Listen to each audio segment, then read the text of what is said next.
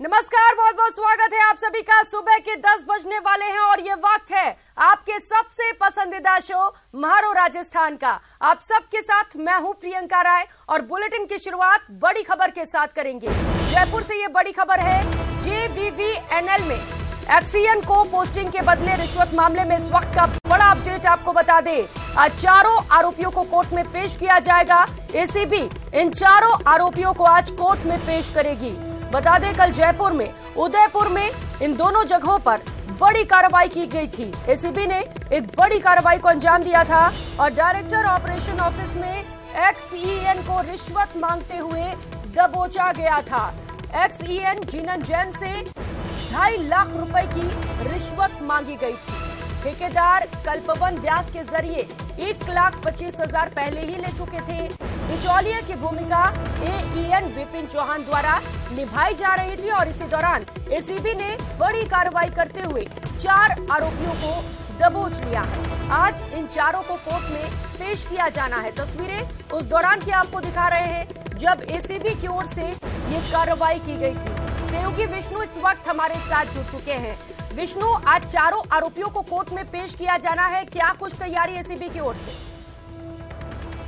में एक अधिकारी की पोस्टिंग के बदले लाखों रुपए की रिश्वत लेने का मामले का खुलासा कल एसीबी ने किया था और इसीलिए कल शाम को उदयपुर और जयपुर में एक साथ कार्रवाई करते हुए 4 लोगों को टैप किया गया, जिसमें एक पदोन्नत JEN से पदोन्नत एक्शन के पद पर पदोन्नत हुए जीनन जैन से उसकी पोस्टिंग को उदयपुर में ही रखने के एवज में जयपुर जो JVVNL की जो एक्शन है कुंज बिहारी गुप्ता, ये 2.5 लाख रुपए की इसमें रिश्वत मांगी गई थी, जिसमें बिचौलियों की भूमिका एक ठेकेदार और उसके अलावा उदयपुर में JEN विपिन चौहान इसको निभा रहा था और 1 लाख रुपए की रिश्वत की रकम जो थी वो पहले ली जा चुकी थी। वहीं पर 2.25 लाख रुपए की रकम को JVVNL के सामने ही जो पार्किंग एरिया है वहां पे कार में रिश्वत की डील हुई और लेकिन एसीबी ने लगातार मॉनिटरिंग करने के बाद इस नेक्सस को तोड़ा और 4 आरोपियों को उदयपुर और जयपुर में गिरफ्तार किया गया, जिसमें कुंज बिहारी गुप्ता एक्सचेंज जयपुर और ठेकेदार जो कल्पवत व्यास है उसको जयपुर में पकड़ा गया।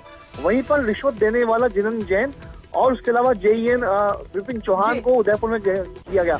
तो एसीबी ने दोनों जगह पर रात भर उनसे पूछताछ की और आज उनको रिमांड के लिए कोर्ट में पेश किया जाएगा, जहां पर एसीबी उनका रिमांड लेके इस पूरे नेक्सस में ये खुलासा करेगी कि आखिरकार रिश्वत की रकम क्या कुंज बिहारी गुप्ता तक ही सीमित थी या फिर और भी किसी उच्च अधिकारी को रिश्वत की रकम दी जानी थी। बिल्कुल विष्णु, अब कई सवाल हैं, क्या ये चारों लोग ही थे या फिर इसमें और भी बिचौलिए हैं, और भी लोग इसमें शामिल हैं? कितने दिन के लिए रिमांड की डिमांड की जा सकती है विष्णु? क्या तैयारी इस वक्त एसीबी की ओर से देखने को मिल रही है आज कोर्ट के लिए? देखिए, कल देर शाम के बाद हुई इस कार्रवाई के दौरान रात तक कार्रवाई चली और उसके बाद में कुछ जो रिश्वत की रकम को बरामद किया गया। दोनों आरोपियों को अब जो है एक जगह, चूंकि 2 आरोपी उस वक्त में उदयपुर में है, 2 आरोपी जयपुर में है, तो चारों को एक जगह लाने के बाद में चूंकि मुकदमा यहाँ पे एसीबी की ओर से दर्ज किया गया था, एसीबी की कोई सबसे बड़ी बात है इसमें रिश्वत देने वाले को भी एसीबी ने गिरफ्तार किया है, कोई परिवादी नहीं था। ऐसे में एसीबी की ओर से मुकदमा जो दर्ज किया गया है उसमें सभी तथ्यों को जो सबूत इकट्ठा किए उनका एसीबी कोर्ट में पेश करेगी और गहनता से पूछताछ के लिए 2 से 3 दिन का रिमांड एसीबी आज ले सकती है। बिल्कुल विष्णु, ऐसे में एसीबी को कुछ साक्ष्य भी वहां पर पेश करने होंगे विष्णु, क्योंकि कल रात में देर तक ये कार्रवाई चली, दस्तावेज खंगाले गए, कुछ और निकल कर सामने आया क्या दस्तावेज में?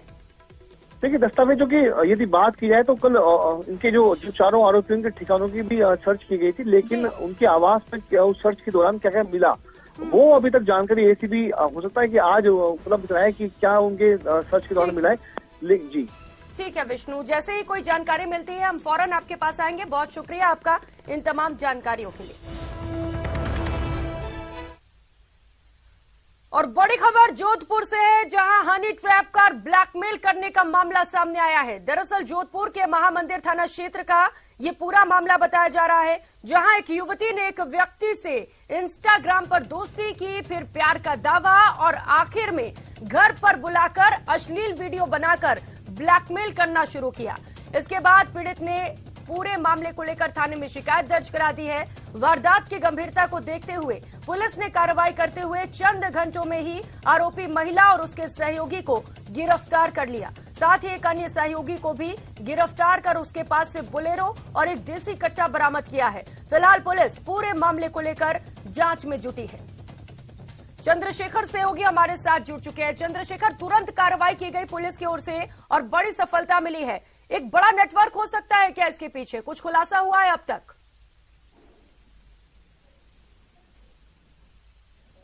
मेरी आवाज मिल पा रही है चंद्रशेखर आपको? जी चंद्रशेखर, पूछताछ की जा रही है, कुछ और खुलासे हुए हैं क्या? देखिए, अगर बात करें तो जो सीधा और सुलभ और जल्दी पैसा कमाने का एक जरिया बन गया है हनी ट्रैप। लगातार सोशल मीडिया पर इस तरह की जो वारदातें करके और हनी ट्रैप में लोगों को फंसाने का मामला सामने आ रहे हैं।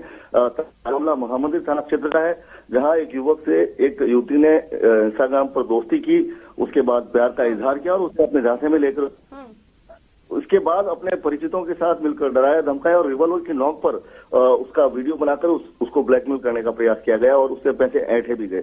उससे 50 लाख रुपए जो है मांगे गए ताकि वो बदनाम न हो। आखिर जब वो पीड़ित थाने में पहुंचा और जाकर उसने शिकायत की तो पुलिस ने त्वरित कार्रवाई करते हुए आरोपी युवती को और उसके परिजनों को हिरासत में लिया और अब पुलिस इस मामले की जांच में जुटी है कि इन लोगों ने और कितने लोगों को शिकार बनाया और किस तरह से जो ये पूरा नेटवर्क काम करता है, इसको लेकर पुलिस छानबीन कर रही है और ऐसा माना जा रहा है कि एक बड़ा खुलासा होने की उम्मीद जताई जा रही है। बिल्कुल चंद्रशेखर, बड़ा खुलासा भी हो सकता है और क्योंकि लगातार हनी ट्रैप के मामले सामने आ रहे हैं और ऐसे में गहनता से जांच किए जाने की और सभी को पकड़ने की भी जरूरत है। आपके साथ बने रहेंगे चंद्रशेखर। इस बीच एक और बड़ी खबर सामने आ रही है जोधपुर से, जहां पर वकील की पिटाई मामले को लेकर इस वक्त का बड़ा अपडेट बता दें। आज दूसरे दिन भी कोर्ट में वकील पेश नहीं होंगे। पुलिसकर्मी पर मारपीट का आरोप लगा है। आक्रोशित वकीलों ने कार्य बहिष्कार की घोषणा की थी और आज लगातार दूसरा दिन है। कल भी ये सभी वकील काम पर नहीं गए थे और बड़ी खबर इस वक्त की बता दें, आज दूसरे दिन भी वकील कोर्ट में पेश नहीं होंगे। आक्रोशित वकीलों ने कार्य बहिष्कार की घोषणा की थी। चंद्रशेखर, आज फिर वकील नहीं पहुंच रहे, कितनी परेशानियां हो रही है वहां पर लोगों को? तो एक बाद जो है कोर्ट में किसी भी व्यक्ति जो मामला होता है उसकी तारीख पर और व्यक्तियों को जो फरियादी हैं उनको बहुत आशाएं होती है उस दिन को लेकर, लेकिन आज फिर उनको कहीं ना कहीं निराशा का सामना करना पड़ेगा क्योंकि जो पुलिसकर्मी द्वारा अधिवक्ता की पिटाई का मामला है उसमें लगातार जो है गतिरोध जो है बनता जा रहा है और ज्यादा जो है मुश्किलें बढ़ती जा रही है। पुलिस विभाग की कार्यप्रणाली को लेकर अधिवक्ताओं में रोष है क्योंकि अधिवक्ता के खिलाफ पुलिसकर्मी ने भी मुकदमा है और वकील इस बात की मांग कर मामले की निष्पक्ष जांच हो और जो दोषी और आरोपी व्यक्ति है उसको जो है एक बार कार्य से हटाया जाए, हाजिर किया जाए, उसके बाद आगे की कार्रवाई की जाए।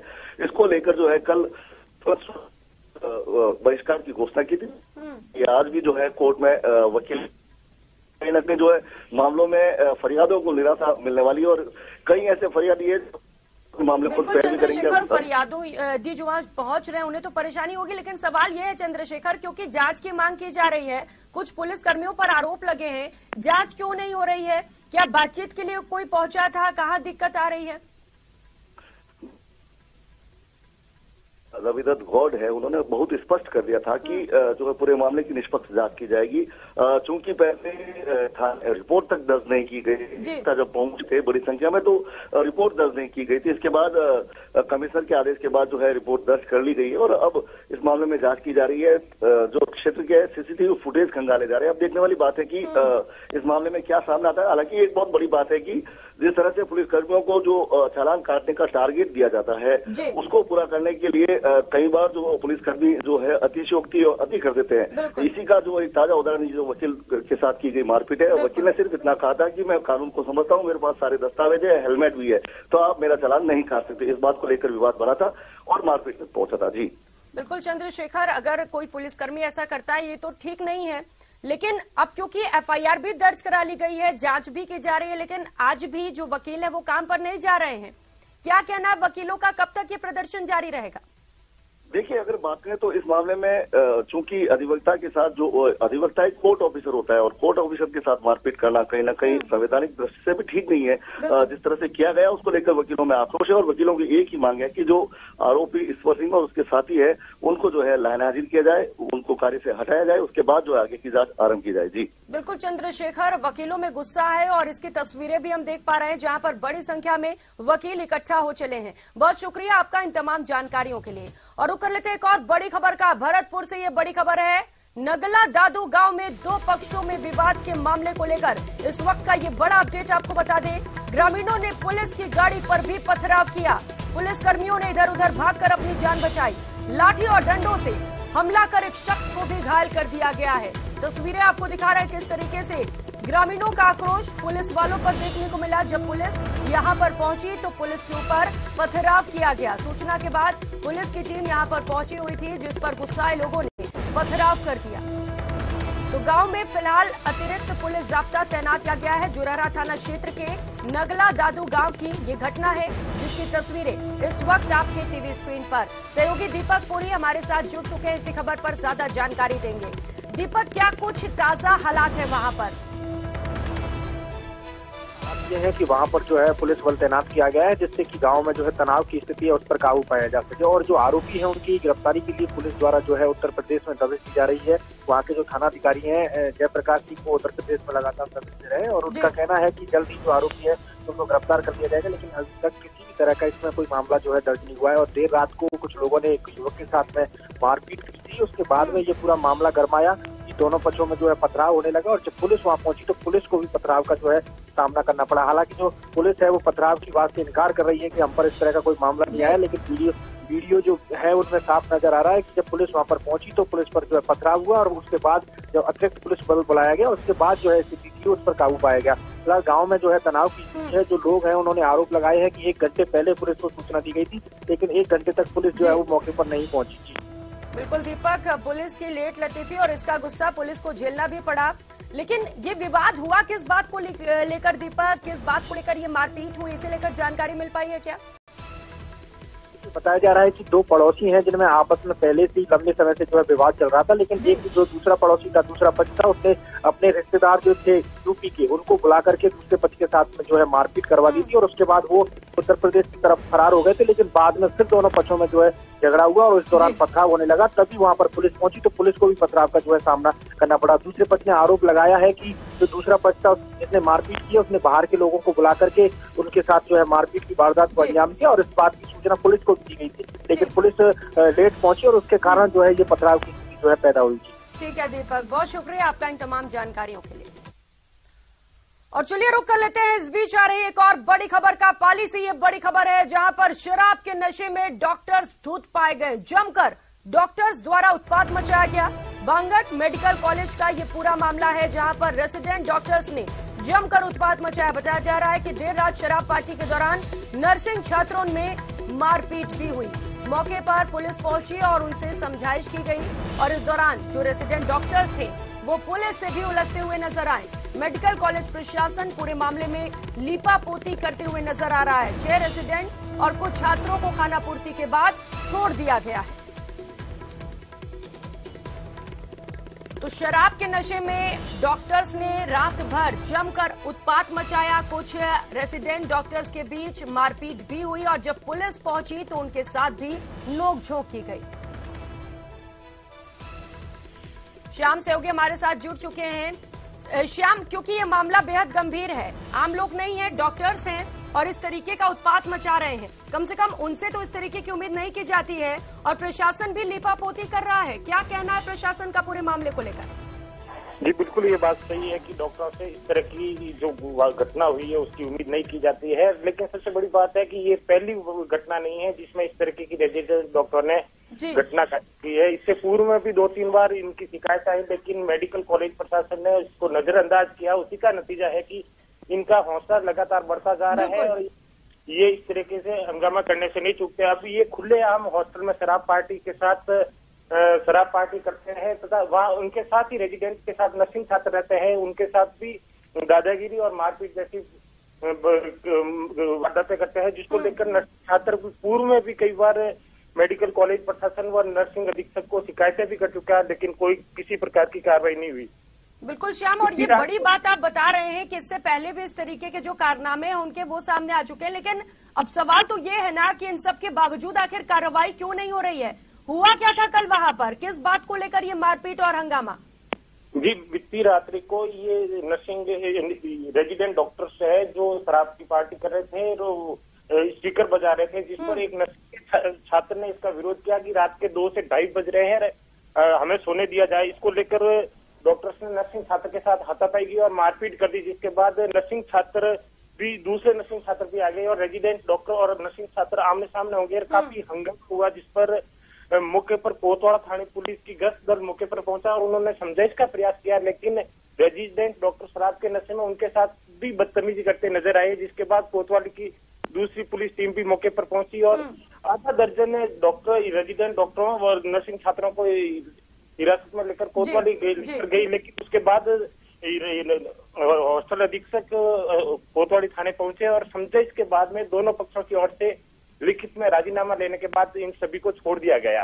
लेकिन सबसे बड़ी बात है, इस तरीके की अस्पताल में जो पढ़े लिखे और डॉक्टर है जिनकी वारदात के बाद खाना पूर्ति के बाद इनको छोड़ दिया जाना, ये साहुलिया निशान है। बिल्कुल श्याम, कई बड़े सवाल खड़े होते हैं इनके बाद, लेकिन क्योंकि रात के समय डीजे बजा रहे हैं, सबसे पहले ही संविधानों का उल्लंघन कर रहे हैं, जो नियम कानून है उनको ताक पर रख रहे हैं, उसके बाद पुलिस पहुंचती है तो पुलिस के साथ भी बदतमीजी।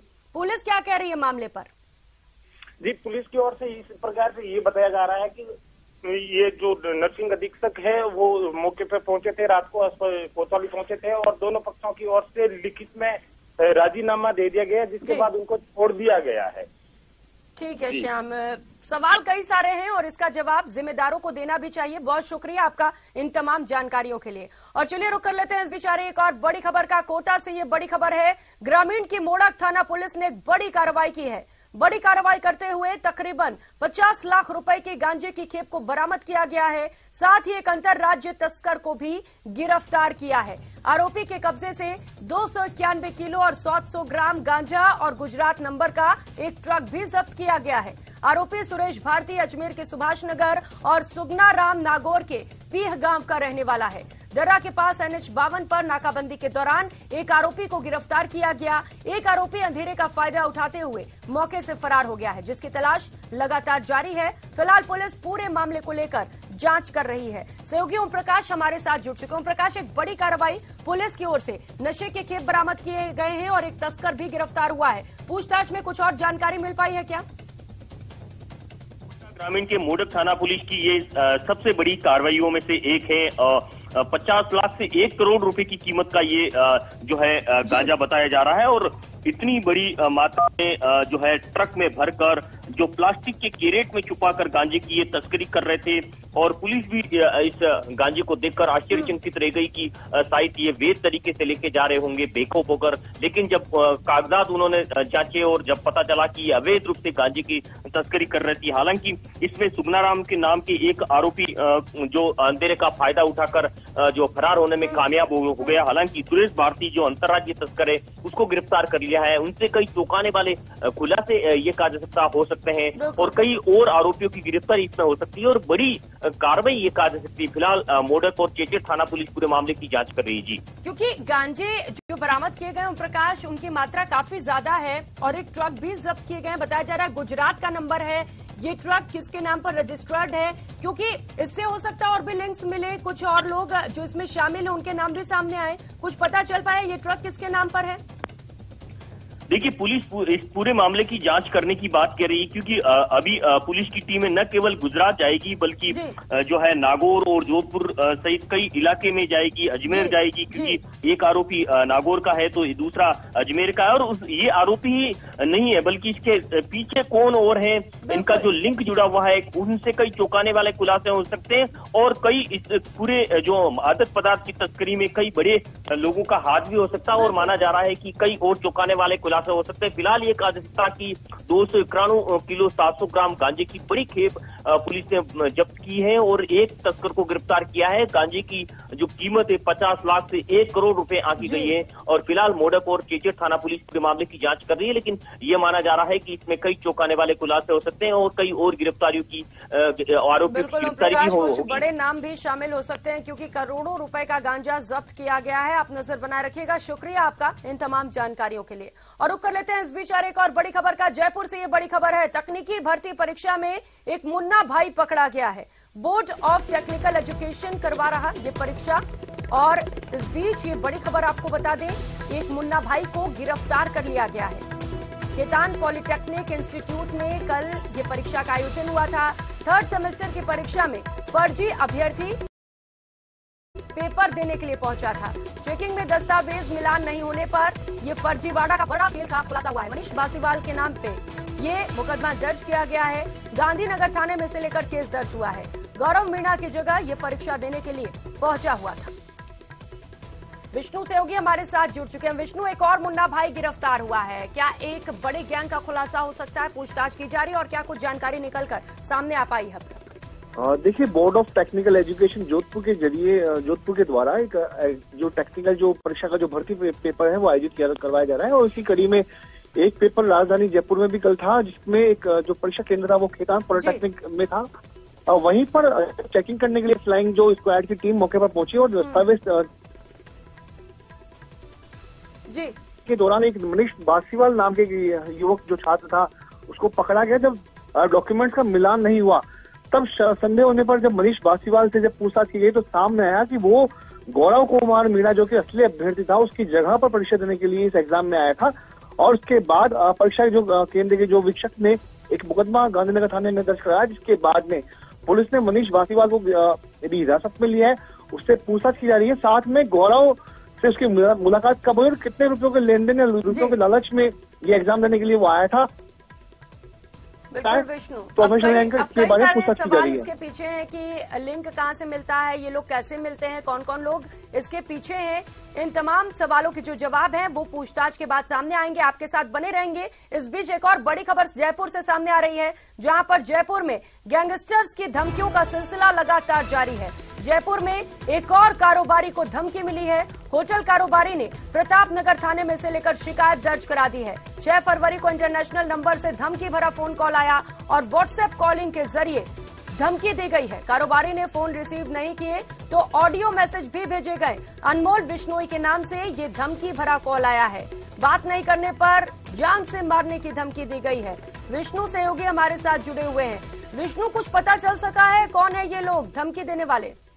देखिए, बिल्कुल अभी तक इसके बारे में जो है पुलिस पड़ताल कर रही है फिलहाल, क्योंकि अनमोल बिश्नोई कौन है वो पता किया जा रहा है। और ये बता दूं कि जो यह रियल एस्टेट कारोबारी, इनका होटल भी है जयपुर में, प्रताप नगर के रहने वाले, पिछले 5 साल से MLI कॉलोनी में रहते हैं। और 6 फरवरी को सुबह के वक्त में इनको लगातार वॉइस कॉल, व्हाट्सएप कॉल के जरिए इंटरनेशनल नंबरों से एक फोन आया, लेकिन जब कारोबारी ने फोन को रिसीव नहीं किया तब बदमाशों ने, जो भी धमकी देने वाले व्यक्ति ने, इनको वॉइस मैसेजेस और उसके अलावा अन्य वीडियो कॉलिंग मैसेज भेजे, जिसके बाद उसमें धमकियां दी गई थी। साथ मिलकर चलने की बात उसने कही गई। आखिरकार कारोबारी ने हिम्मत दिखाते हुए पुलिस तक गुहार लगाई, पुलिस को हिम्मत बताया। उसके बाद ये मुकदमा दर्ज करके जांच की जा रही है। जी बिल्कुल विष्णु, इस तरीके के जो मामले हैं वो आम होते चले जा रहे हैं और कारोबारी क्योंकि डरा होगा, जान से मारने की धमकी मिली है, इसे हल्के में नहीं लेना चाहिए। क्या सुरक्षा व्यवस्था दी गई है कारोबारी को? देखिए, राजधानी जयपुर में जिन कारोबारियों को सुरक्षा, मतलब जो धमकी भरे जो फोन आ रहे हैं उसके बाद में पुलिस भी गंभीरता से उनको ले रही है और उनको सुरक्षा प्रोवाइड भी करवा रही है। वहीं पर पिछले दिनों अजय पाल लांबा जो एडिशनल पुलिस कमिश्नर थे, उन्होंने कहा कि किसी भी कारोबारी को डरने, किसी भी धमकी से डरने की जरूरत नहीं है। जयपुर की पुलिस उनके साथ में और उनको तत्काल सुरक्षा व्यवस्था, उनकी जो पुख्ता जो सुरक्षा के जो इंतजाम है वो जयपुर की पुलिस भी कर रही है। तो ऐसे में जयपुर पुलिस ने, जयपुर के एडिशनल कमिश्नर ने, उसके अलावा 4 DCPs ने इस संबंध में आश्वस्त किया है कि कोई भी व्यापारी इन धमकियों से बिल्कुल भी न डरे, किसी भी व्यापारी को कुछ भी नहीं होने दिया जाएगा, ऐसा जयपुर पुलिस का दावा है। उनका विश्वास पुलिस कारोबारियों को है। जी बिल्कुल विष्णु, विश्वास लगातार पुलिस की ओर से दिया तो जा रहा है और अपराधियों में खौफ, आमजन में विश्वास, लेकिन ऐसा होता नजर नहीं आ रहा विष्णु, क्योंकि लगातार इस तरीके से धमकियां मिल रही हैं पर कार्रवाई बहुत कम ही देखने को मिलती है। बहुत शुक्रिया आपका इन तमाम जानकारियों के लिए। और खबर कोटा से है, जहां हड़ौती के 2 दिग्गज कांग्रेसी नेताओं के समर्थकों की लड़ाई भी अब सड़कों पर आ गई है। अब क्रेशर व्यवसायी ने सिमलिया कांग्रेस मंडल अध्यक्ष महावीर मीणा और भैरव गांव निवासी राजकुमार मीणा के खिलाफ बोरखेड़ा थाने में शिकायत दी है, जिसमें घर में आकर धमकाने और 1 लाख रुपए की बंधी मांगने का आरोप लगाया है। शिकायत पर पुलिस ने राजकुमार और महावीर के खिलाफ मामला दर्ज किया है। वहीं पीड़ित ने घर के बाहर लगे CCTV कैमरे के फुटेज भी दिए हैं। पीड़ित ने आरोप लगाया है कि बदमाशों ने कहा है कि क्रेशर चलाना है तो 1 लाख रुपए महीना देना पड़ेगा, नहीं तो नाम लेने वाला भी नहीं बचेगा। 2 महीने से महावीर मीणा मुझे काफी परेशान करता आ रहा है। मुझे धमकियां दी जा रही है। मेरा केसर पर 3-4 बार आ चुका है।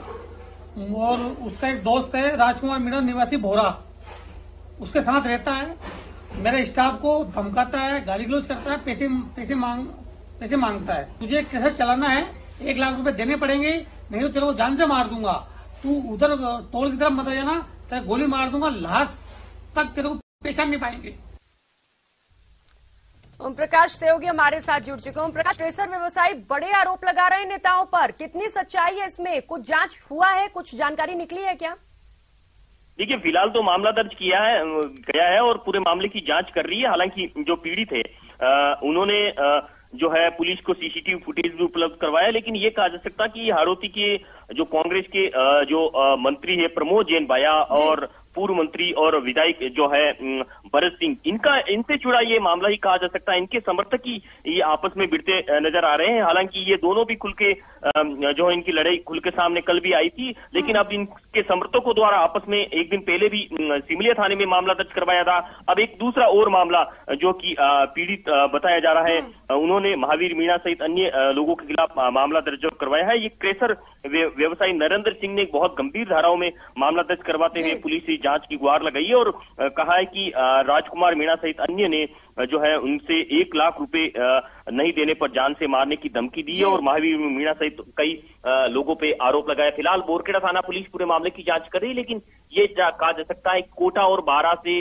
कांग्रेस नेताओं के समर्थकों का ये जो लड़ाई है अब खुलकर सड़कों पर आ रही है और थानों तक पहुंच चुकी है। अब तक इसमें 2 मामले दर्ज किए जा चुके हैं। फिलहाल बोरखेड़ा थाना पुलिस पूरे मामले की जांच करने की बात करेगी। बिल्कुल ओम प्रकाश, मामला बेहद गंभीर है, लेकिन जांच के बाद ये पता चल सकेगा कि इन आरोपों में आखिर कितनी सच्चाई। आपके साथ बने रहेंगे। इस बीच एक और बड़ी खबर कोटा से सामने आ रही है। आरटीयू के डर्टी प्रोफेसर मामले को लेकर इस वक्त का बड़ा अपडेट आपको बता दें। मामले में आज ईशा की गिरफ्तारी की जाएगी। परमार के सहयोगी ईशा की आज गिरफ्तारी होनी है। आज प्रोडक्शन वारंट पर आरोपी ईशा को गिरफ्तार किया जाएगा। छात्राओं को प्रोफेसर के पास ईशा भेजा करती थी, इसे लेकर आज इसकी गिरफ्तारी होनी है और गिरीश और अर्पित को भी आज कोर्ट में पेश किया जाना है। दोनों आरोपियों को कल सेंट्रल जेल से गिरफ्तार किया गया था। एसआईटी ने ये गिरफ्तारी की थी। ओम प्रकाश सहयोगी लगातार हमारे साथ जुड़े हुए हैं। ओम प्रकाश, आज ईशा की भी गिरफ्तारी की जानी है, कब तक ये गिरफ्तारी होगी, इसे लेकर पूरी जानकारी। देखिए, अस्वत आरटीयू में बहुचर्चित अस्वत मांगने के मामले में जो एक मात्र जो महिला ये छात्रा जिसको गिरफ्तार किया गया था, इसको आज कड़ी सुरक्षा के बीच प्रोडक्शन वारंट पर दोपहर के आसपास गिरफ्तार किया जाना और उनसे कड़ाई से पूछताछ की जानी, क्योंकि इस मामले में दोनों आरोपियों को तो पहले ही गिरफ्तार, जो डर्टी प्रोफेसर है और एक अन्य छात्र है, उनको तो पहले ही गिरफ्तार कर लिया गया था कल ही। और अब कोर्ट के आदेश के बाद अब इन ईशा को है जो गिरफ्तार करने के बाद कड़ाई से पूछताछ एसआईटी की टीम करेगी। और ये कहा जा सकता है कि जो दूसरी छात्रा ने अस्वत मांगने, परीक्षा में मनमर्जी के नंबर देने और आरटीयू परिसर को पूरा अय्याशी का अड्डा बनाने के मामले में जो है इस ईशा से कड़ाई से पूछताछ की जानी है और कोई चौंकाने वाले खुलासे हो सकते हैं और कई और लोगों पर, कई और बड़े चेहरों पर इस मामले में पूछताछ के बाद ये कहा जा सकता है कि चौंकाने वाले खुलासे हो सकते हैं। उन चेहरों पर गाज गिर सकती है, उन चेहरों के खिलाफ मामला दर्ज किया जा सकता है। फिलहाल एसआईटी की टीम पूरे मामले की जांच कर रही है और दोनों आरोपियों को जो है आज फिर से कोर्ट में पेश किया जाना है, डर्टी प्रोफेसर और जो अर्पित अग्रवाल, जबकि ईशा को दोपहर के आसपास कोटा की सेंट्रल जेल से जो है प्रोडक्शन वारंट पर गिरफ्तार किया जाना है। ये कहा जा सकता है कि अब इस मामले में एसआईटी की टीम लगातार कई लोगों पर शिकंजा कसते जा रही है और जांच को आगे बढ़ाई जा रही है, लेकिन तीनों आरोपियों को फिलहाल किसी तरह की कोई राहत नहीं मिल पाई और लंबे समय से ये कोटा की सेंट्रल जेल में बंद है। जी शुक्रिया ओम प्रकाश आपका इन तमाम जानकारियों के लिए। और जयपुर से बड़ी खबर सामने आ रही है। फिजियोथेरेपी चिकित्सकों का आज प्रदर्शन देखने को मिलेगा। Rajasthan chartered association of physiotherapy का यह आह्वान है। स्वास्थ्य भवन पर आज सुबह 11 बजे ये प्रदर्शन किया जाएगा। राज्य state allied and health care council गठन की मांग की जा रही है। तो आज एक और प्रदर्शन राजधानी जयपुर में फिजियोथेरेपिस्ट ये प्रदर्शन करेंगे। चिकित्सकों का ये प्रदर्शन आज सुबह तकरीबन 11 बजे देखने को मिलेगा। स्वास्थ्य भवन पर ये प्रदर्शन किया जाएगा। Rajasthan state alliance and health care council के स्थापना की मांग की जा रही है। बड़ी संख्या में फिजियोथेरेपिस्ट को यहां पहुंचने के लिए आह्वान भी किया गया है। जयपुर से इस वक्त की बड़ी खबर आपको बता रहे हैं, जहां पर फिजियोथेरेपी चिकित्सकों का आज प्रदर्शन देखने को मिलेगा। सुबह 11 बजे का वक्त दिया गया है, जब यहां पर बड़ी संख्या में फिजियोथेरेपिस्ट इकट्ठा होंगे और अपनी मांगों को मनवाने के लिए सरकार के सामने प्रदर्शन करेंगे। एसोसिएशन ऑफ फिजियोथेरेपी की ओर से यह आह्वान किया गया है। सौरभ सहयोगी हमारे साथ जुड़ चुके हैं। सौरभ, फिजियोथेरेपिस्ट आज प्रदर्शन करेंगे, कितनी तैयारियां वहां पर और क्या लोग पहुंचने शुरू हो गए हैं प्रदर्शन के लिए? जी बिल्कुल, देखिए कुछ देर में तमाम फिजियोथेरेपी चिकित्सक जो है वो स्वास्थ्य भवन पर पहुंचेंगे और उसके बाद जो है वो प्रदर्शन किया जाएगा। ये लोग लंबे समय से विभिन्न मांगों को लेकर आंदोलनरत हैं। इस दौरान इन्होंने तमाम नेताओं को जो है वो अपने ज्ञापन भी सौंपे हैं, लेकिन इनकी मांग जो है वो पूरी नहीं हो रही है। इसलिए आज प्रदर्शन होना, चूंकि परसों जो है वो बजट आना, उससे पहले सरकार के समक्ष अपनी बात जो है वो ये तमाम फिजियोथेरेपिस्ट जो है वो रखना चाहते हैं। खासतौर पर जो state allied and health care counselling का गठन है वो अन्य राज्यों के तर्ज पर यहाँ पर करने की मांग जो है वो फिजियोथेरेपिस्ट चिकित्सक जो है वो कर रहे हैं। इसके अलावा स्टाफिंग पैटर्न में भी संशोधन की मांग जो है वो यहाँ पर इन फिजियोथेरेपिस्ट द्वारा की जा रही। तो ये दो मुख्य मांगे हैं, इसके लिए जो है वो ये प्रदर्शन जो है वो किया जाएगा और कुछ देर में तमाम फिजियोथेरेपिस्ट चिकित्सक जो है वो स्वास्थ्य भवन पर जुटेंगे और वहां पर जो है वो इनके द्वारा प्रदर्शन किया जाएगा। जी बिल्कुल सौरभ, क्योंकि परसों मुख्यमंत्री अपना बजट पेश करने वाले हैं और ऐसे में सरकार का ध्यान अपनी ओर आकर्षित करने के लिए लगातार प्रदर्शन किए जा रहे हैं। लेकिन सौरभ, आपने बताया इससे पहले कई बार ज्ञापन सौंपे जा चुके हैं, कोई सुनवाई नहीं हुई। इस बार क्या उम्मीदें हैं उन्हें कि इस प्रदर्शन से कुछ बात बनेगी उनकी?